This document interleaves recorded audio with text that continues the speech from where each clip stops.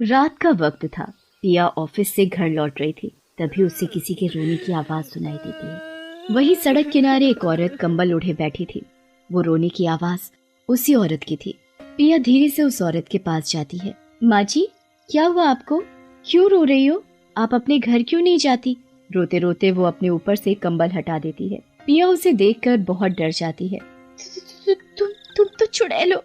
मैंने कुछ नहीं किया, मुझे जाने दो। मेरी माँ मेरा इंतजार कर रही होगी। मैं बहुत बुरी हूँ, मुझे तो तुम्हारी आत्मा चाहिए, उसी से मुझे ताकत मिलेगी। चुड़ैल पिया के आगे हाथ फैलाती है और अपनी शक्ति से उसके अंदर की आत्मा अपने अंदर खींच लेती है। पिया वहीं गिर जाती है। सुबह जब कुछ लोगों की नजर पिया पर पड़ती है तो वो लोग उसे हॉस्पिटल ले जाते हैं। ये लड़की मर चुकी है, पर मेरी समझ में यह नहीं आ रहा, इस लड़की के शरीर पर एक खरोंच का निशान भी नहीं है। फिर ये लड़की कैसे मर गई? अगले दिन वो चुड़ैल कंबल ओढ़े शुक्ला जी के घर के सामने जाकर खड़ी हो जाती है। आज शुक्ला जी के सबसे बड़े बेटे यश का जन्मदिन है।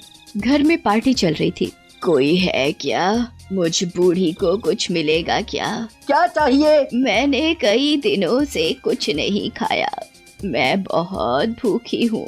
आज मेरा जन्मदिन है, इसलिए आप अंदर आकर आराम से बैठकर खाना खा सकती हैं। जितना खाना है उतना खाइए। मुझे खाना नहीं, कुछ और चाहिए। कुछ और? क्या चाहिए आपको?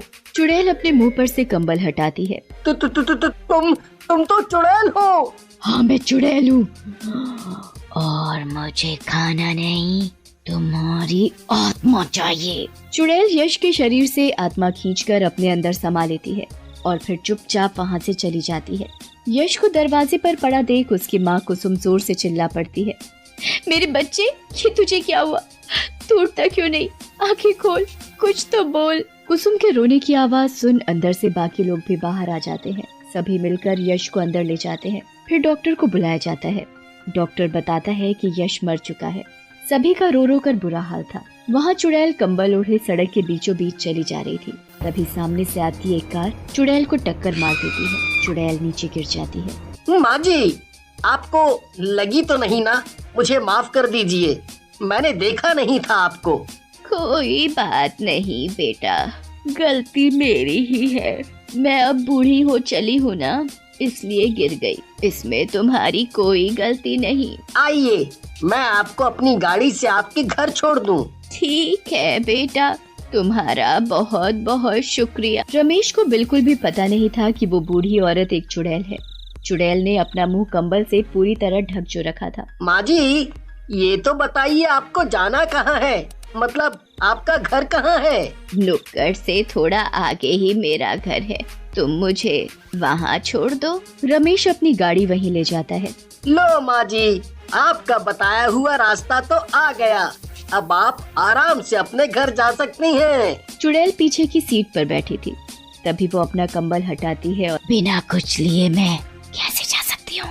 रमेश जैसे ही पीछे मुड़कर देखता है उसके तो होश ही उड़ जाते हैं। तुम तो कोई चुड़ैल हो। मैं तुम्हारे आगे हाथ जोड़ता हूँ, मुझे जाने दो। जाने दो? तुम जैसे जवान लड़के इतनी आसानी से मिलते कहाँ हैं? रमेश गाड़ी से भागने की कोशिश करता है।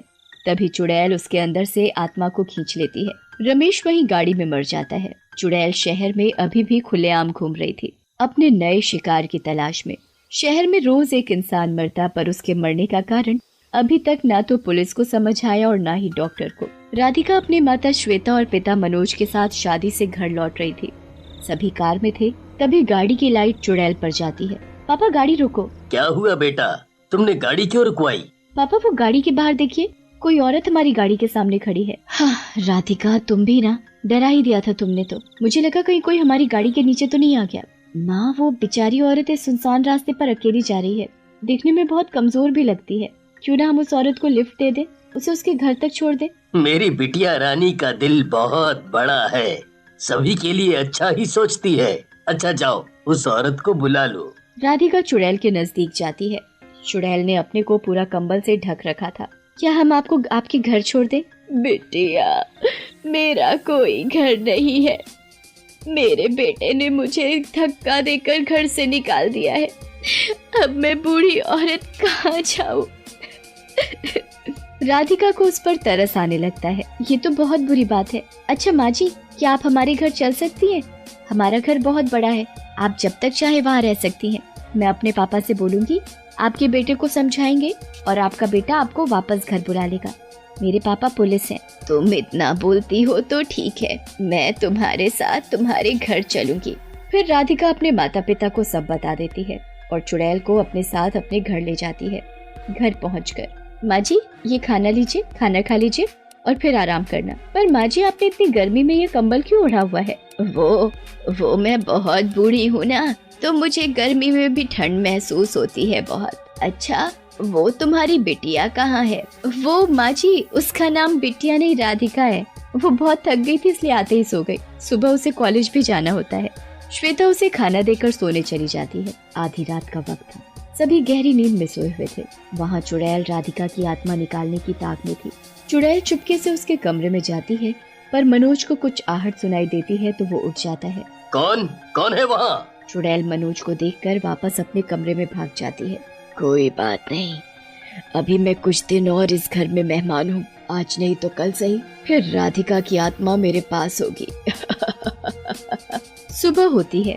राधिका की सहेली चिंकी उसे अपने साथ कॉलेज जाने के लिए बुलाने आती है। राधिका कहाँ हो? कॉलेज नहीं जाना क्या? जल्दी करो, पहले ही बहुत देर हो गई है। तभी चिंकी की टक्कर उस चुड़ैल से हो जाती है और चुड़ैल का कंबल थोड़ा सा उसके मुंह से हट जाता है। तभी चुड़ैल जल्दी से कंबल वापस ओढ़ लेती है। तुम कौन हो? पहले तो कभी नहीं देखा मैंने तुम्हें इस घर में। तभी राधिका आ जाती है। वो हमारे घर की मेहमान है, कल ही आई है।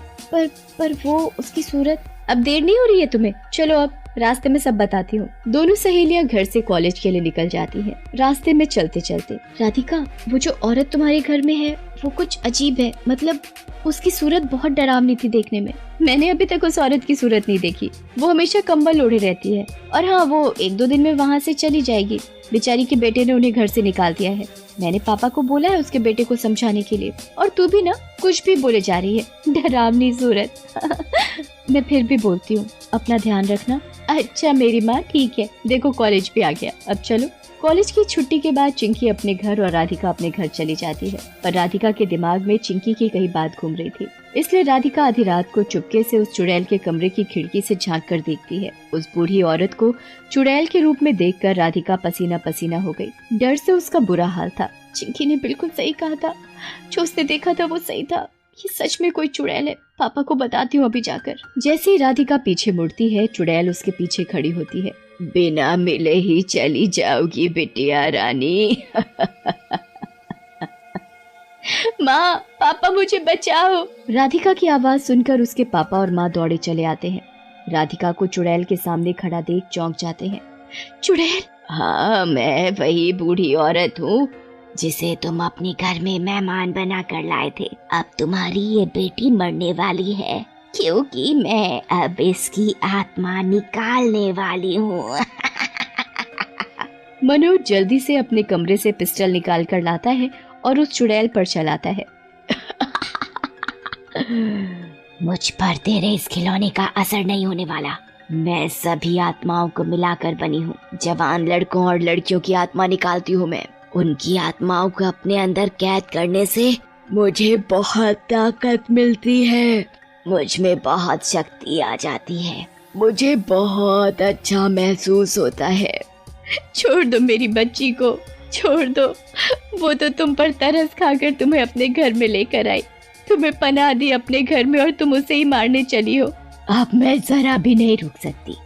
आजा, आजा मेरे अंदर और मुझ में समा जा। जैसे ही चुड़ैल राधिका के सामने हाथ आगे करके उसकी आत्मा निकालती है, वैसे ही सामने से एक तेज रोशनी आते हुए चुड़ैल पर पड़ती है। चुड़ैल जोर से चीखने लगती है।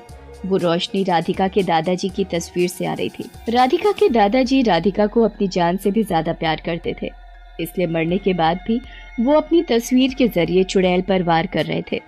नहीं, मेरी शक्तियाँ कमजोर क्यों पड़ रही है? इस तस्वीर को तो मैं अभी उतार कर फेंकती हूँ। जैसे ही चुड़ैल तस्वीर को फेंकने के लिए उसे हाथ लगाती है, वैसे ही चुड़ैल जलने लगती है। फिर तड़प तड़प कर पूरी भस्म हो जाती है। चुड़ैल के अंदर जितनी भी आत्माएं थी सब आजाद हो जाती हैं। मेरे दादा